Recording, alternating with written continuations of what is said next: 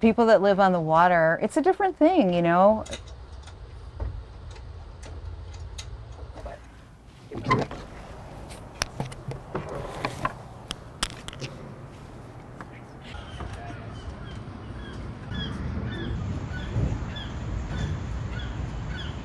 Oh, it's so calm in here.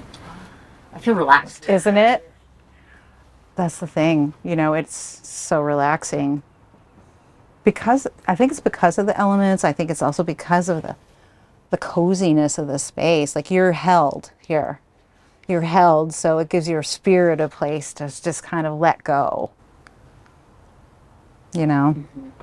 Yeah, you feel it, whether it's the sound or the space around you. I don't know what it is, but you feel it. Water's very calming too. Mm-hmm. I was reading somewhere that if you sit there and watch water, it's going to calm your whole nervous system.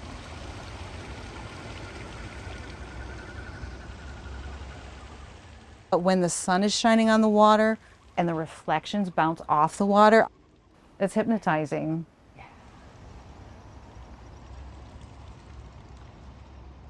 What is the shape of this? Good question. It's a polygon. Is it a polygon? Right. It's really cool. It's got a trapezoidal feel, you know, because it's flat on top, but then yeah. There's no right angles. So what were you told about what it was originally? It was a landing craft in World War II. A landing craft is a people mover. It's like what they would use to like launch the people to the shore. So people started living here in the 60s. At the time, the docks weren't even built yet. They were just ragtag hanging out here. A lot of the people here took boats from the World War II, from the Marin ship. That's further north. All the ships were built there in World War II. And they dragged actual boats like this one up to this area and lived on them. And everybody went from boat to boat, but with boards in the water.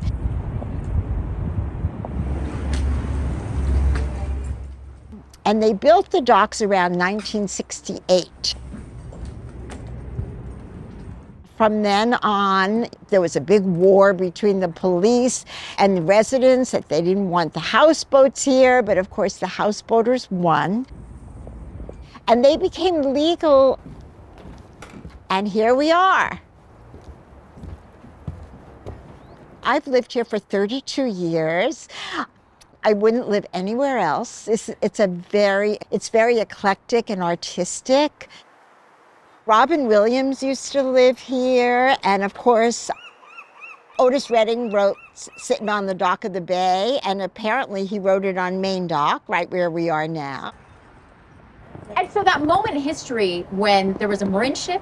That's where they built the World War II ships. There are still probably, maybe 10 or 12 landing crafts around.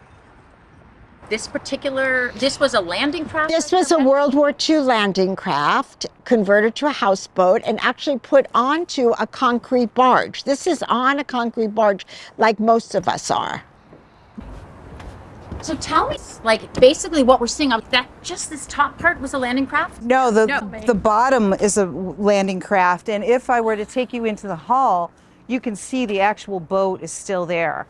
So what they did is they put the landing craft in a concrete hull, and some of the interior is part of the boat, but then they built this on top of it too to give more room. Like I call it the tree house up here. So here is the landing craft, just this bottom part. It will make sense when you... Let's walk in. Let's walk in. And it's in the hall, but you will see. Yeah. Okay. Okay, so this is the boat. Oh, you see it. Yeah, it's the boat. So they would land these at Normandy. Mm-hmm, exactly. And just look at even all the details. The ties are still on here. There's the ties, the cleats. These were the amphibious types that were right on the beach, right? Yes, exactly. And you can even see, like, I think the motor and all that was here, and then it drove that way. How interesting is in such a good shape? Isn't it? Being wood? Being wood. Yeah. And being that it was in water for who knows how long. When they first moved here, it was truly a houseboat. This is actually, now it's a floating home. Okay, so this is concrete board, so it's heavy. Why it doesn't sink? I mean, because it's hollow and there's styrofoam in here that makes it float. What the concrete's for is to keep the water out. But technically, this is still a houseboat because it's an actual boat. Do you see concrete there on the red? And the next one, a lot of these are concrete. Yeah, They're all concrete barges. Concrete barges are premium, whereas this one here is an ark because it's on pylons. Okay. Okay, so you call that an ark, a floating home, and what's a houseboat? A houseboat is, if we walk down, we could probably find one that's an actual boat, which is the boat is in the water. And none of the boats are allowed to have engines because you can't drive them off. Okay. So everything's permanent. Everything's permanent, yeah. Okay, so like any boat, you have to be concerned about your head. For me, I'm good. I'm 5'2". But for Nico,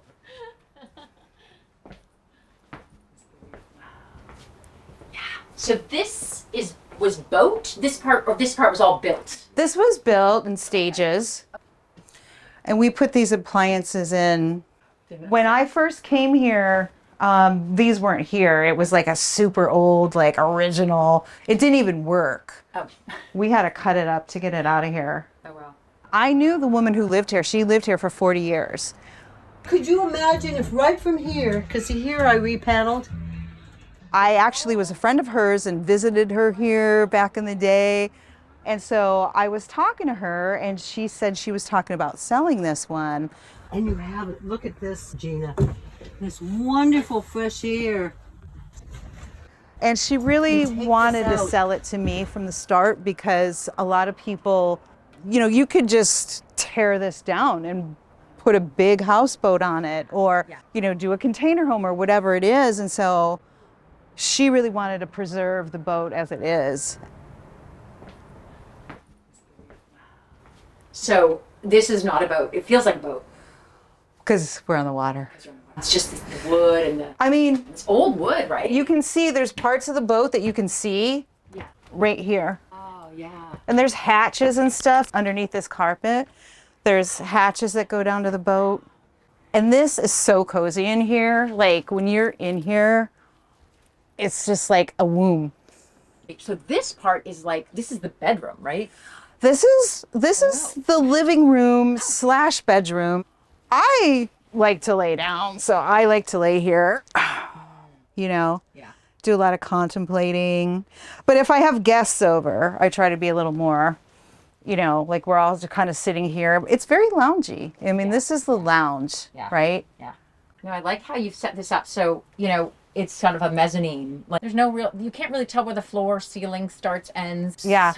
You get to climb around and figure it out. And it, you know, you can move it too. Like you could take a nap here. Yeah. You know, you can put like a tray on here and just be a table and sit here and eat your lunch or put your laptop here and work.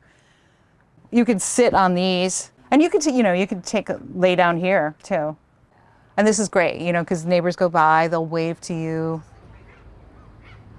It's got a really nice breeze right here. Yeah.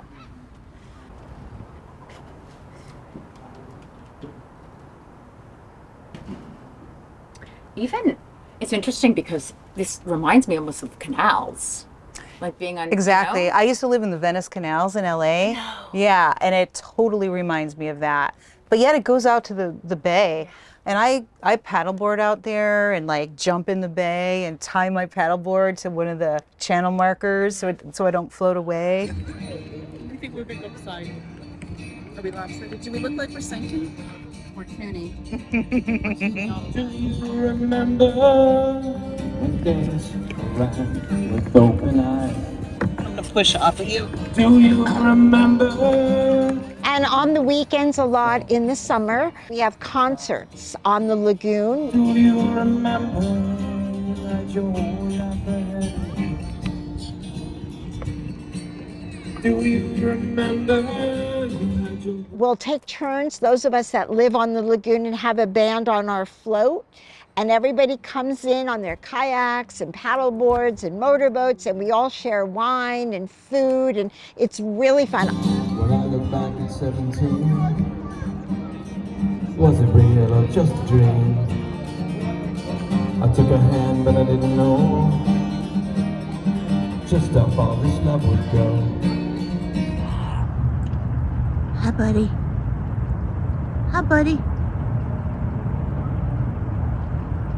There's something that happens when you're on the water and you see like the seagulls, the herons, the raccoons, the fish, you know, seals.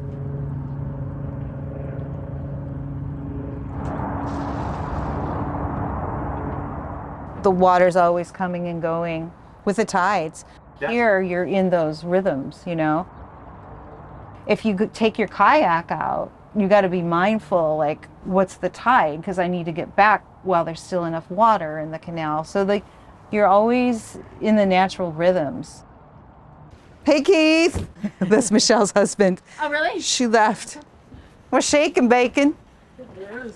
So, Michelle, we're going to pick her up? We're neighbors.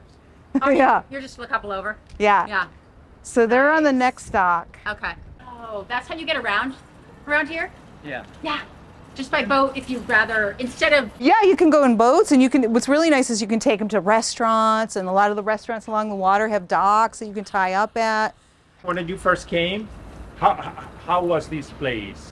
Well, I've only been here for like 7 years. Ah, okay. My wife for a long time, but not me. Yeah, all right. She said when we got married, she said, we'll get married if you want to live here, otherwise don't go. That's how that worked. Yeah. This whole area was the boating industry. Bye. See ya. Yeah. Bye, Keith. This was a big community of just people living on boats before anything got legit. And then eventually everything had to get regulated. So these streets here on these docks, they're actually zoned as streets underneath the water. So they're parceled off at some certain point in the history, because at some point it probably became more official, right? It became more official once they established a marina. I don't know the exact, what happened, but the marina owns these lots, and then they lease them to the houseboat community because they wanted to make sure it was regulated, right? You don't want to just have people emptying their toilets into the bay, things like that. And also for safety reasons like electricity and, la. So at this point, like, can you see any utilities down there? So there's going to be electricity, gas, water, and sewer hookups. So it all runs along the dock or underwater? See these pipes out here running aside of the dock? That's where all the sewage or water. Yeah, that's the main thing, and then it splits off and goes to each individual boat. Okay. Wow. Yeah. That's great. And how many boats, so you say roughly? In the houseboat community and all the docks around here, there's probably about between 450 and 500 boats. I would say on this dock, maybe there's like 20 to 30. This is a shorter dock.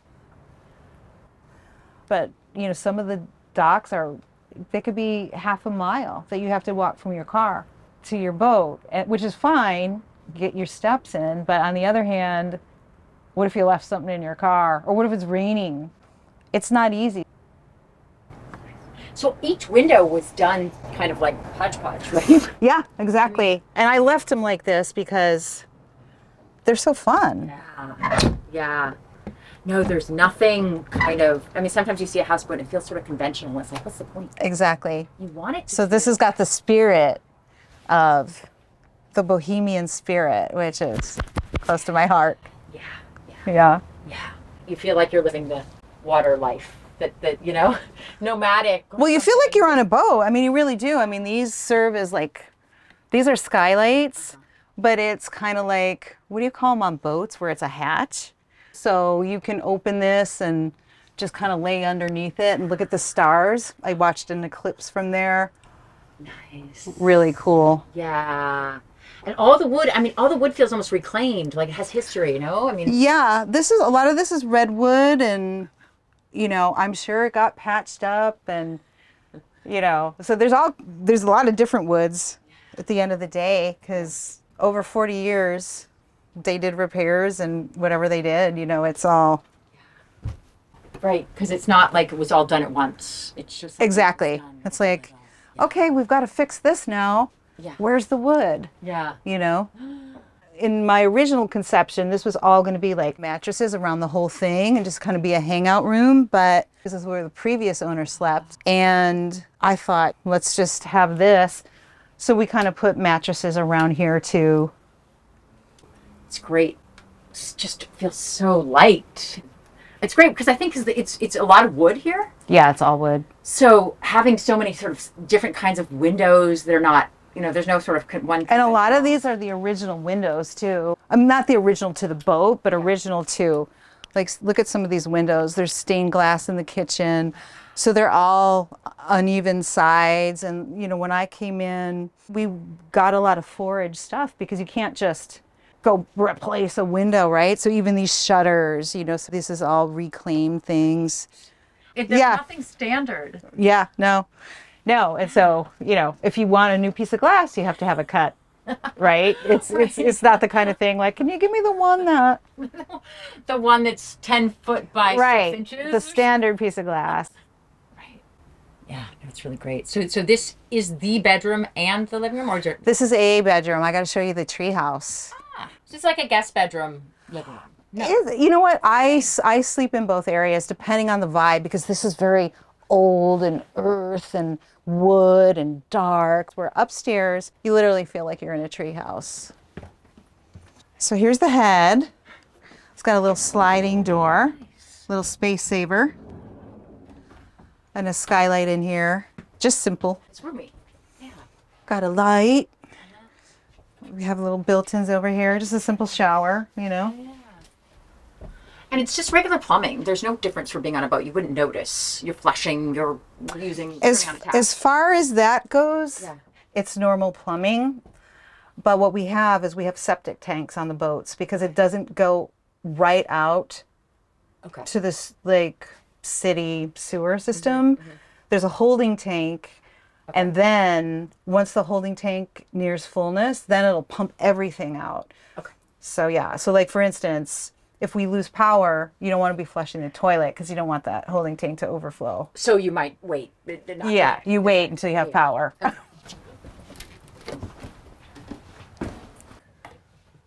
It's just like, these are the cabinets that came with it.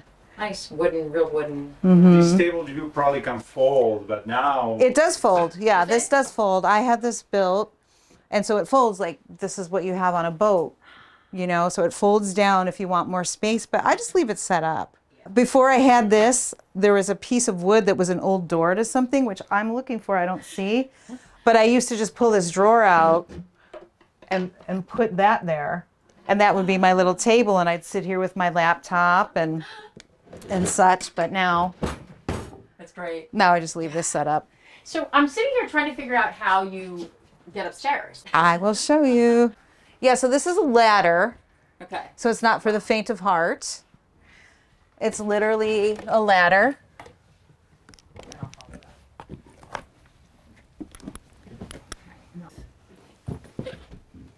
Oh, wow. Yeah.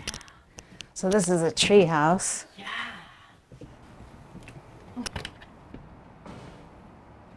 So this was here as well. They put this in. This was here, but it was all plywood, and they were using it as a storage room. And so what we did is we actually kept the plywood, painted that, and then this was a flat roof. So we opened it up and put the light color cedar here so that gave it a little more headroom, but also the light color wood with the white color walls gives it a lift, you know? So this is like, I'll come up here and take little naps or just kind of do my meditation up here because it's light. It's got a higher vibration, whereas downstairs is more grounding. Yeah. I feel like I'm in a tree house up here, you know, a tree house on the water. No, it's true. You're at a different level. I mean, what you see even is different here. Yeah, and you can't see right now, but it's a really beautiful view of Mount Tam from here. And you've got this window too, which you can see the neighbors' little boats. Look at, here's another window. Look at these little handles. Oh, wow. They're almost like cupboards. Yeah. And by the way, if you're wondering how you get things up those stairs, you can fit a queen-size mattress through this window. Just through the window. Yeah, yeah, because it's not going to fit through the little crawl space. It is interesting, though, coming up here, you suddenly feel like you've come from this darker wood to light. It's just a real change. Yeah. Well, it gives you a different environment, you know. It's funny that they just had this as storage. They weren't using it. I mean, maybe it wasn't always storage, but it was, when I came, it was storage. I think over the years, she may have used it as her kid's bedroom and things like that. So it's been here for a while. Yeah. It's just when I particularly purchased it, there was all kinds of stuff up here. She raised 2 kids here. No. 2 kids in how many square feet? It's probably about 650 square feet. But you feel like the space is so much bigger because you do feel like you have perspective everywhere. It does Everywhere feel you look, you're, exactly. you So know? you have the perspective, and there's the outdoor places too. I go lay out here sometimes. Really? Okay, cool. Yeah. What you do with little spaces is you just kind of give them their own vibe, and then they kind of take you to a different place, you know.